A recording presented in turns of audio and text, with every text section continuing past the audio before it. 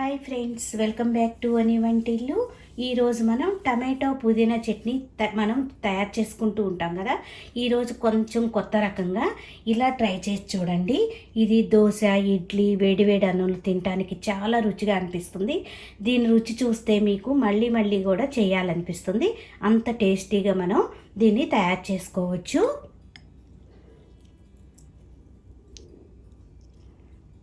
Stove on చేసుకుని బాండీ పెట్టుకోండి. దానిలో 1 స్పూన్ ఆయిల్ వేసుకోండి.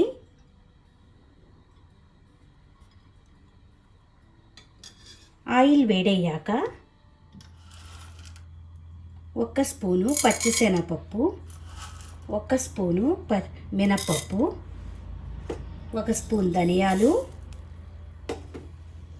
ఇట్లా 7-8 మెంతి గింజలు,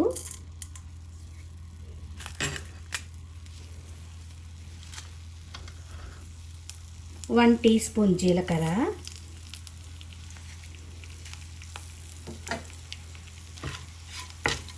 ఇవి కొద్దిగా వేగాక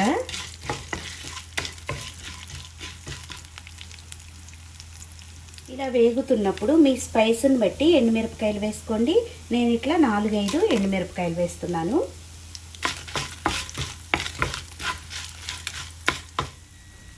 ఎండుమిరపకాయలు కూడా కొద్దిగా వేగాక దీనిలో 2-3 వెల్లుల్లి గబ్బాలు వేసుకోండి.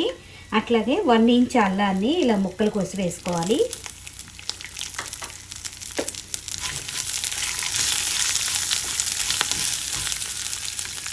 దీనిలో ఇప్పుడు 1 ఉల్లిపాయని ఇలా సన్నగా ముక్కలు కోసి వేసుకోండి.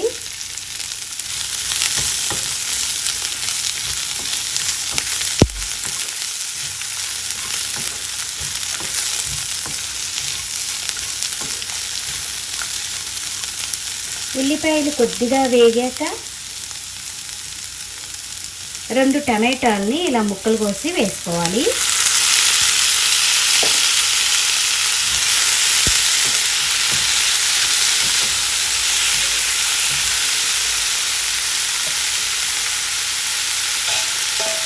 మూత పెట్టి 4-5 నిమిషాలు వేగనివ్వండి. ఇలా టమాటాలు మెత్తబడ్డాక ఇప్పుడు దీనిలో 1 కప్పు పుదీనా ఆకులు వేసుకోవాలి.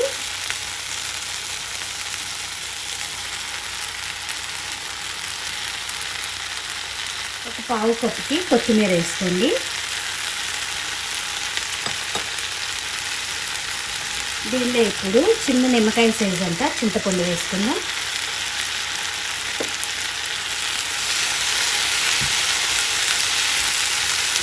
వీటన్నిటిని 2 నిమిషాలు వేగనివ్వండి. ఇలా వేయించుకున్నాక దీనిలో రుచికి తగినంత ఉప్పును వేసుకుందాం. ఇప్పుడు స్టవ్ ఆఫ్ చేసుకుని పూర్తిగా చల్లారాక మిక్సీ జార్లోకి తీసుకుందాం. ఇలా మిక్సీ జార్లోకి తీసుకున్నాక దీన్ని ఇప్పుడు రోటి పచ్చళ్ళలాగా ఉండాలంటే బరకగా గ్రైండ్ చేసుకోవాలి. ఇప్పుడు ఇలా గ్రైండ్ చేసుకున్నాక దీన్ని ఇప్పుడు ఓ బౌల్లోకి తీసుకుందాం. ఇలా తీసుకున్నాక ఇప్పుడు తాలింపు వేసుకుందాం. స్టవ్ ఆన్ చేసుకుని చిన్న గిన్నె పెట్టుకుని 1 స్పూన్ ఆయిల్ వేసుకోండి. ఆయిల్ వేడయ్యాక ఎండుమిరపకాయని ఇలా తుంచి వేసుకోవాలి. దీనిలో 2 వెల్లుల్లి గబ్బాలని కొంచెం దంచి వేసుకోండి. తాలింపులకి ఇలా వెల్లుల్లి మంచి సువాసనతో రుచిగా అనిపిస్తుంది. దీనిలో ఇప్పుడు ఆవాలు, జీలకర్ర,